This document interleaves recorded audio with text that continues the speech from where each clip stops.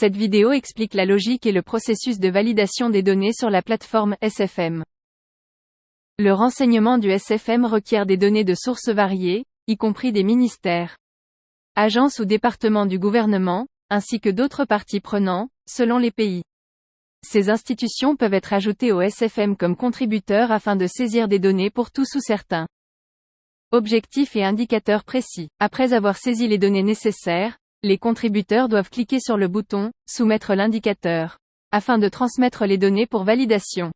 Une fois que les données sont soumises pour validation, l'utilisateur qui remplit le rôle de validateur va vérifier que les données ont été saisies correctement par les contributeurs. Cela ne veut pas dire que le validateur doit vérifier que les données brutes saisies par les contributeurs ont été collectées correctement ou sont exactes, mais plutôt que les données saisies sur le SFM sont identiques aux données fournies par la source des données.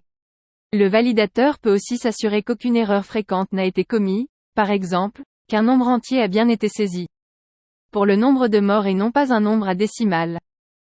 Contrairement aux contributeurs, les validateurs ne peuvent pas être assignés à certains objectifs ou indicateurs spécifiques. De ce fait, si un pays décide de désigner plusieurs validateurs dans le système, il est nécessaire que les validateurs décident hors ligne qui validera quel objectif ou quel indicateur. Il est essentiel que les contributeurs soumettent les indicateurs pour validation et que les validateurs les valident, afin qu'ils puissent être utilisés dans les rapports mondiaux. Jusqu'à ce que les données saisies soient validées, elles restent à l'état de brouillon et ne peuvent pas être utilisées dans les rapports mondiaux.